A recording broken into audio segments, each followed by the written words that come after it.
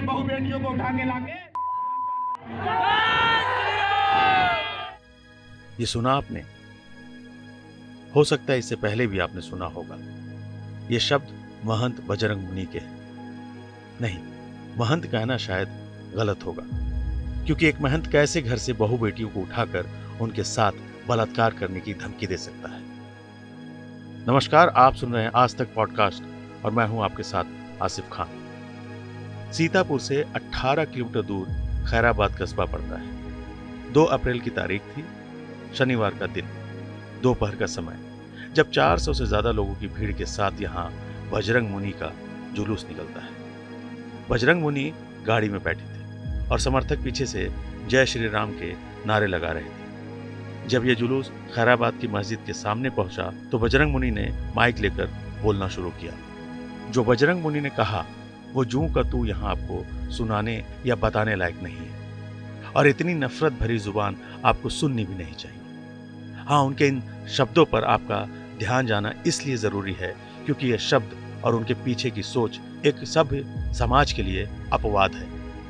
इन शब्दों को सुनने के बाद शायद ही एक बाप अपनी बेटी को, पत्नी को या फिर माँ को घर से बाहर जाने दे, क्योंकि जो शब्द बजरंग मुनि ने धर्म की आड़ में कहे उसके पीछे की मानसिकता में क्रूरता है और घिन भी। बजरंग मुनि ने खुलेआम माइक से कहा, तुम्हारे घर से तुम्हारी बहू बेटियों को उठाकर उनसे रेप करो। बजरंग मुनि के इन शब्दों के बाद उनके साथ खड़ी भीड़ हंसती रही, जय श्री राम के नारे लगाकर मर्यादा पुरुषोत्तम राम की मर्यादाओं की धज्जियां उड़ाती है। बलात्कार की धमकी और भगवान राम का नाम एक साथ सुनकर आपके शरीर में सिहरन नहीं होती?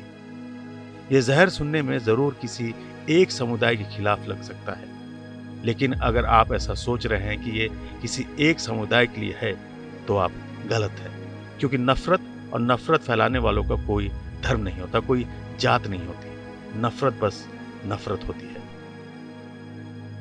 आप खुद ही बताइए, खुलेआम बीच सड़क पर एक महंत के ऐसे शब्दों को सुनने के बाद आपका दिल आपके घर की महिलाओं को बाहर भेजने की गवाही देगा?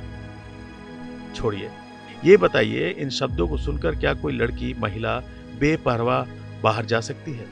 साहब, आज भी जब एक लड़की घर के बाहर कदम रखती है ना, तो 1 लाख बार खुद को देखती है। उसके कपड़ों को ठीक से देखती है कि कहीं शरीर का कोई अंग दिख तो नहीं रहा, कोई उस पर बुरी निगाह तो नहीं डाल रहा, कहीं से कोई आंख उसे घूर तो नहीं रही, कोई उसे छूने की कोशिश तो नहीं कर रहा। किसी भी समुदाय की महिलाओं या फिर किसी भी महिला को बलात्कार की धमकी देने वाला, फिर चाहे कोई भी हो, किसी भी धर्म का हो, किसी भी जाति का हो, ऐसा व्यक्ति इस समाज के लिए अभिशाप है। हम, आप, हमारे आसपास के लोग, वो लोग जो ऊपर वाले के नाम पर छोटी छोटी गलतियों से डरते हैं, क्या हमें अपने धर्म, अपने समाज की रक्षा के लिए ऐसे महंत की जरूरत है?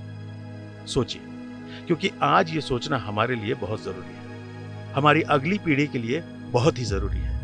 ये विरासत छोड़ के जाना चाहते हैं हम अपने बच्चों के लिए। 2 अप्रैल को बजरंग मुनि ने जहर उगला था, लेकिन कार्रवाई होते होते 13 अप्रैल को गिरफ्तार किया। कानून उसे जो भी सजा देगा वो देगा, लेकिन आप इस बात पर जरूर मंथन कीजिए कि जिन शब्दों को हम टीवी, सोशल मीडिया पर सुनने से बचते हैं या बच्चों को सुनने से रोक देते हैं, वैसी बातें अगर कोई हमारे गली मोहल्ले में आकर करेगा, वो भी लाउड स्पीकर पर, तो हम कैसे खुद को बचाएंगे और कैसे अपने भविष्य यानी आने वाली पीढ़ी को बचाएंगे? सोचिएगा जरूर, क्योंकि हमें अपने समाज, अपने देश को गिरने नहीं देना है। अपना बहुत ख्याल रखिएगा। जल्द मिलेंगे एक नए पॉडकास्ट के साथ। तब तक के लिए नमस्कार।